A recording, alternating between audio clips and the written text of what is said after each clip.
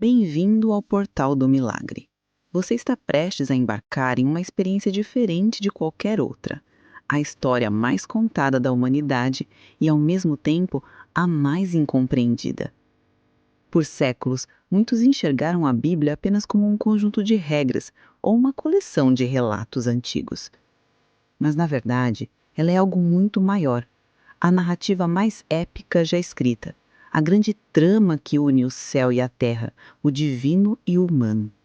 Aqui, vamos redescobrir essa história em seus grandes atos, da criação ao Messias, da promessa à redenção.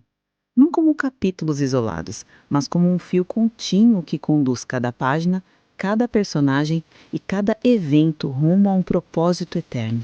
Este é o coração da fé. Esta é a história da salvação.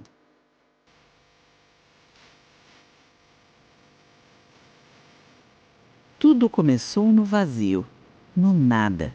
Pense na escuridão absoluta, no silêncio total. Então, uma voz, a palavra divina. E essa palavra se torna o princípio criador que organiza o universo. Em 6 movimentos perfeitos, a ordem surge do caos, luz e escuridão, águas e céus, terra e vida. Cada passo é uma delimitação que retira o mundo do caos e o coloca na harmonia. Ao fim de cada período, o veredito do Criador é o mesmo: é bom. Mas a glória maior dessa criação não foi o sol nem o mar, foi a humanidade. No jardim do Éden, um lugar de plenitude, Deus estabelece o homem e a mulher, Adão e Eva. Eles não são escravos nem meras criaturas, eles são os regentes da terra, criados à imagem e semelhança do Criador. Isso significa que eles tinham a capacidade de amar, de criar e, crucialmente, de escolher. Eles tinham acesso a tudo, viviam em uma relação íntima com Deus sem barreiras. Em um universo de possibilidades, havia apenas um limite, uma única regra: não comam do fruto da árvore do conhecimento do bem e do mal. Essa árvore era o teste da confiança. Era o único lugar onde o Criador dizia: aqui eu defino o que é bom para você. Confie em mim. Essa perfeição estava prestes a ser testada. Em cena entra a serpente, o agente da dúvida. Sua tática não é o confronto, mas a sugestão. Ela distorce a regra. Deus disse mesmo que vocês não podem comer de nenhuma árvore. O alvo não é o fruto, é a confiança na palavra de Deus. Eva hesita. A ideia é plantada. No dia em que vocês comerem, os olhos de vocês se abrirão. Vocês serão como Deus, sabendo o que é bom e o que é mau. Aqui está a tragédia. O ser humano, que já era a imagem de Deus, decidiu que não bastava. Ele quis a autonomia total. Quis ser o próprio juiz, o único definidor da verdade e da moral. Adão e Eva fazem a escolha. Eles pegam o fruto. E a consequência é imediata. Não é um raio caindo do céu. O primeiro sintoma da quebra é a vergonha. Eles percebem que estão nus e tentam se esconder de Deus. O relacionamento que era aberto agora é marcado pelo medo. Quando Deus pergunta, o ciclo da culpa começa. Adão culpa Eva, Eva culpa a serpente, ninguém assume responsabilidade. O veredito é implacável. A dor, o trabalho pesado, a luta contra a terra e a expulsão do Éden. O ser humano é enviado para fora. Mas, ironicamente, eles foram expulsos para serem protegidos, para evitar que, em seu estado corrompido, vivessem para sempre na miséria. O caminho de volta estava bloqueado. A história da humanidade dá um novo passo. Aquele primeiro sopro de vida que Deus chamara de bom, agora já carrega cicatrizes. Caim e Abel, filhos de Adão e Eva, crescem em meio a essa nova realidade. Cada um com suas escolhas, cada um com seu coração exposto ao bem e ao mal. Quando chega o momento das ofertas, Abel traz o melhor de seu rebanho. Caim traz fruto da terra. Deus olha para Abel e vê sinceridade. Olha para Caim e vê apenas obrigação. O coração humano, já marcado pela queda, sente o peso da inveja. E assim surge a violência. Não como um acidente, mas como consequência da desobediência e da ruptura da confiança. Caim levanta a mão contra o irmão. O primeiro sangue humano é derramado. Quando Deus pergunta: Onde está Abel, teu irmão? Caim responde com descaso: Não sei. Sou eu o guardião do meu irmão? A pergunta de Deus não é retórica. É o convite à responsabilidade, à consciência. O veredito? Caim é amaldiçoado. Vagará sobre a terra, marcado como lembrete da gravidade da escolha.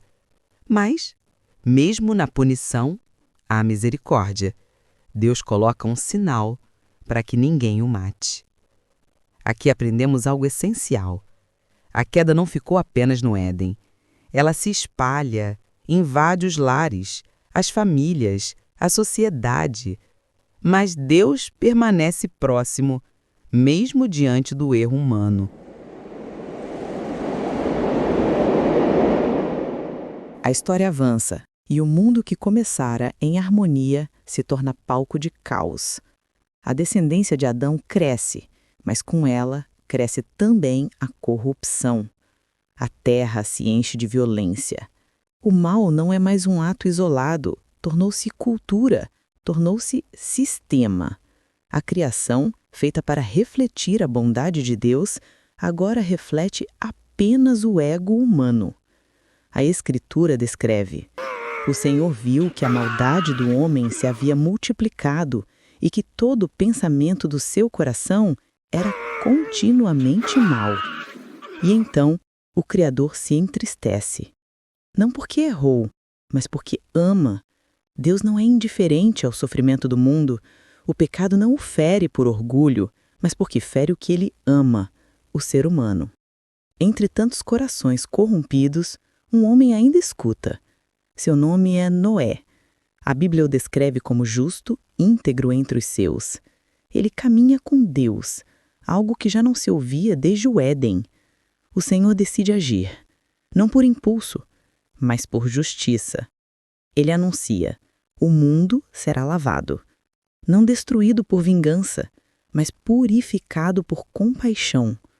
Noé recebe instruções detalhadas, uma arca construída não pela lógica humana, mas pela fé.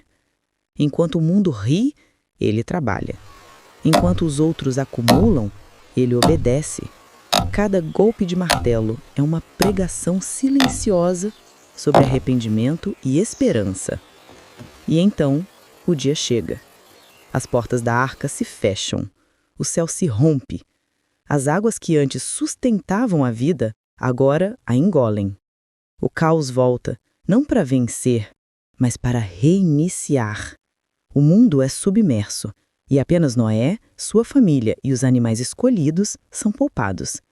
Dentro daquela arca está o novo princípio, a promessa escondida entre as águas. Depois de 40 dias de dilúvio, a chuva cessa. A arca repousa sobre o monte Ararat. O silêncio é ensurdecedor, o som da purificação terminou. Noé solta um corvo, depois uma pomba. Quando ela retorna com um ramo de oliveira, o mundo renasce. O gesto simples anuncia o impossível, a vida de novo sobre a terra. Noé sai da arca e ergue um altar. Seu primeiro ato em terra firme não é plantar, nem construir, é adorar. E Deus se agrada do perfume do sacrifício. Então algo extraordinário acontece. Deus faz uma aliança, não apenas com Noé, mas com toda a criação. Uma aliança universal, sem condições. Nunca mais as águas cobrirão toda a terra. Como sinal desse pacto, ele coloca um arco no céu. um lembrete visível da misericórdia divina. O arco-íris, ponte entre o juízo e a esperança. Cada cor é uma lembrança de que o mundo pode ser refeito, que o amor de Deus sempre encontra um caminho para começar de novo. E assim, o dilúvio termina não com destruição, mas com promessa. Não com um fim, mas com um novo começo. Passado do dilúvio, a humanidade recomeçou. Noé e seus filhos se tornaram o ponto zero de uma nova era. A terra, antes submersa, agora florescia novamente. Os homens aprenderam a plantar, a criar e a multiplicar-se. Mas algo antigo, silencioso, ainda vivia neles. A mesma semente de orgulho que havia levado Adão e Eva à queda. Com o passar das gerações, os povos se reuniram em um vale fértil na terra de Sinear. Falavam uma só língua, trabalhavam juntos e decidiram erguer um símbolo da sua grandeza. Disseram uns aos outros: "Vamos construir uma cidade e nela uma torre que alcance os céus. Assim faremos um nome para nós mesmos, para que não sejamos espalhados pela face da terra." Era uma ambição disfarçada de unidade. O desejo de estar acima de Deus, não ao lado dele. A torre, feita de tijolos e betume, representava o sonho de uma humanidade que queria imortalizar a si mesma, sem precisar do Criador. Mas Deus, que vê além das palavras, desceu para observar o que os homens estavam construindo. Ele viu que o poder da unidade, quando movido pelo orgulho, não leva à harmonia, leva à autodestruição. E então, num gesto que é ao mesmo tempo juízo e misericórdia, Deus confundiu a língua deles. De repente, ninguém mais se entendia. Um pedia água, o outro trazia fogo. Um chamava por ajuda, o outro respondia com silêncio. O projeto parou. O povo se dispersou. A torre ficou inacabada, um monumento à limitação humana. A Torre de Babel é o símbolo da humanidade tentando alcançar o céu por meios próprios, pela força, pela técnica, pela glória pessoal. Mas Deus não deseja que subamos até Ele por orgulho. Ele desce até nós por amor. E assim a história da humanidade se fragmenta em línguas, povos e culturas.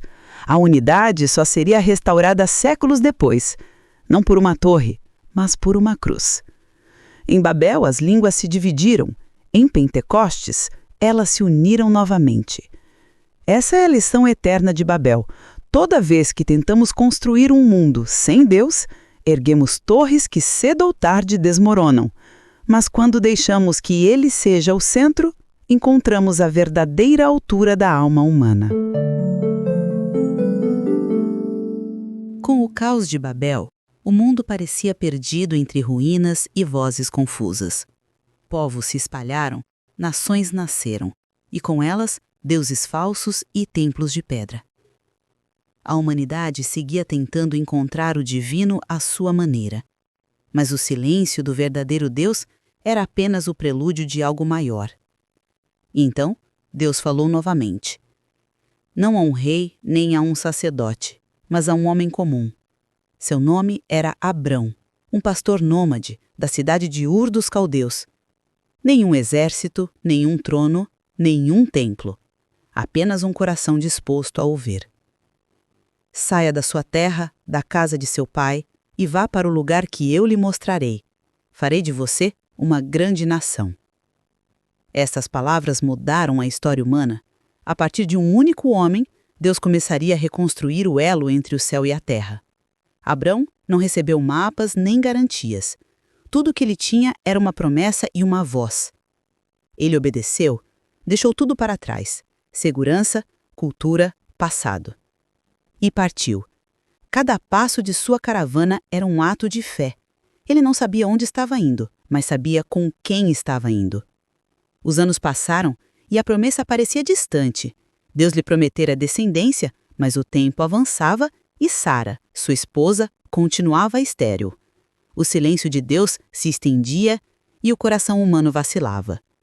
Foi então que Sara sugeriu algo prático: que Abrão tivesse um filho com sua serva, Agar. Ismael nasceu, fruto da impaciência humana. Mas Deus, fiel à sua palavra, reafirmou a promessa: o filho que virá será seu e de Sara. E quando já não havia lógica, quando o ventre estava seco e a esperança quase morta, o impossível aconteceu. Sara riu e o menino nasceu. O nome dele seria Isaque, o que traz riso. A fé de Abraão foi testada uma última vez quando Deus lhe pediu o que mais amava, o próprio filho. Era o sacrifício que desafiava toda a razão.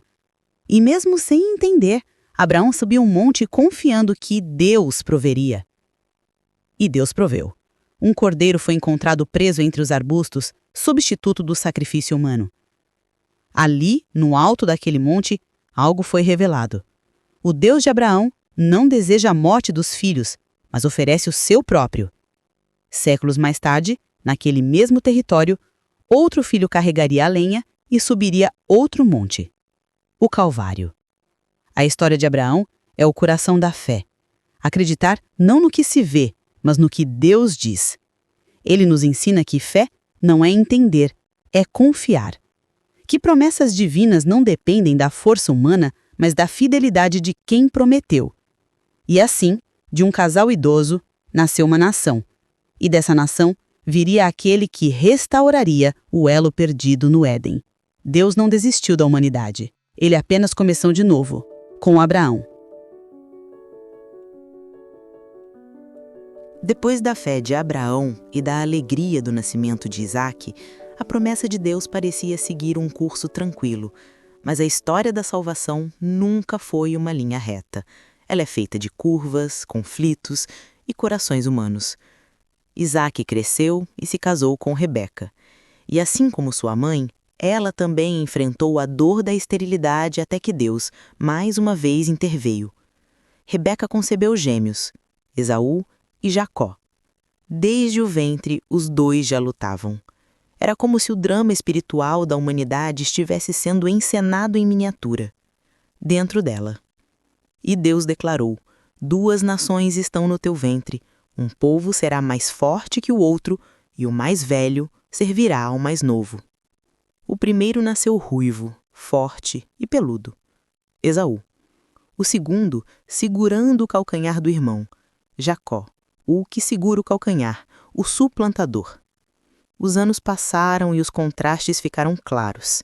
Esaú era caçador, homem do campo. Jacó preferia as tendas, a quietude, a observação. Um era impulsivo, o outro calculista. E então veio o primeiro ponto de ruptura. Esaú, faminto, vendeu seu direito de primogenitura por um prato de lentilhas. Um ato de descuido espiritual, trocando algo eterno por algo momentâneo. Mais tarde, com a ajuda de sua mãe, Jacó enganou o pai idoso para receber a bênção reservada ao primogênito. Foi o auge da trapaça e o início da sua fuga. Esaú, tomado de ódio, jurou matá-lo. Jacó fugiu para longe, e o caminho do exílio se tornou o cenário do seu encontro com Deus. Sozinho, ele dormiu com uma pedra por travesseiro e sonhou com uma escada que ligava o céu e a terra. Anjos subiam e desciam, e Deus lhe prometeu: eu estarei com você e cumprirei o que comecei. Mesmo fugindo, Jacó não escapava da graça. Anos se passaram. Ele prosperou, formou família, mas o peso da culpa o acompanhava. Até que numa noite misteriosa, às margens do rio Jaboque, algo aconteceu. Um homem ou um anjo apareceu e lutou com Jacó até o amanhecer.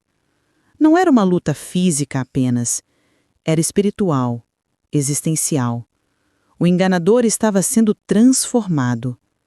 Ferido no quadril, Jacó se recusou a soltar aquele ser até receber uma bênção.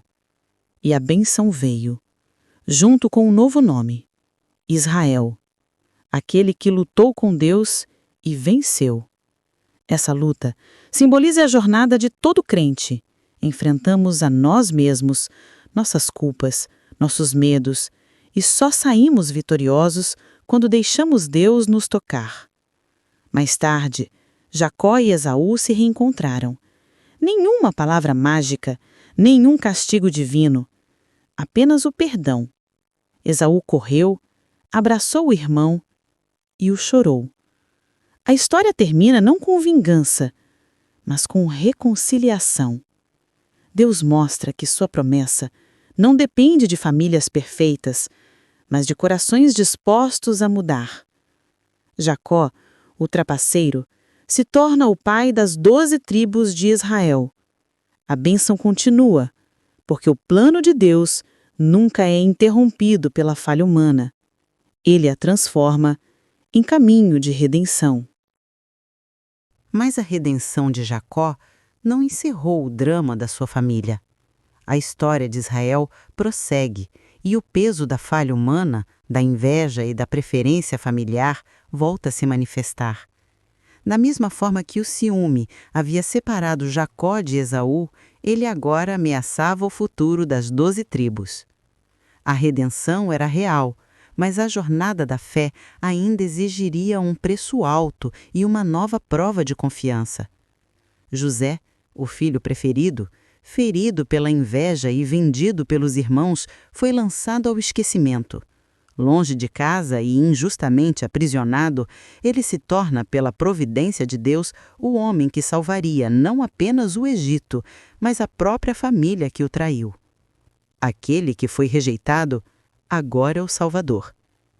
O sonho que um dia o tornou alvo de zombaria se cumpre diante de todos. Os irmãos se curvam, não por imposição, mas por necessidade e perdão. É nesse encontro, o choro de José e o arrependimento de seus irmãos, que o Gênesis se encerra. O livro que começou com a criação do mundo termina com uma família reunida em uma terra estrangeira. Da harmonia perdida no Éden à reconciliação em meio à fome, vemos o fio invisível da promessa divina. Deus transforma até as maiores traições em caminhos de salvação. Mas o silêncio paira. Os anos passam e aquela família cresce, multiplica-se e se torna um povo que um dia deixará de ser hóspede para se tornar escravo. E assim, da escuridão do Egito, Deus começará um novo ato, o ato da libertação. O tempo de Moisés se aproxima. O Deus de Abraão, Isaque e Jacó está prestes a se revelar como o Deus que liberta, que fala do fogo e escreve na pedra. E o palco está pronto para o êxodo, a grande história da saída, da aliança e do cumprimento do juramento feito a Abraão. E assim terminamos nosso primeiro vídeo da série A Bíblia Sagrada Contada em História, Prosa e Verso. O livro de Gênesis nos dá um mapa onde tudo começou e para onde a humanidade está caminhando.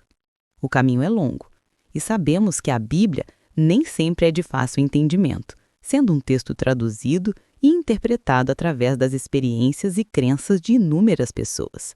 É por isso que nós, do canal Portal do Milagre, estamos criando esta série para oferecer a você uma ferramenta clara que ajude a desvendar as Sagradas Escrituras.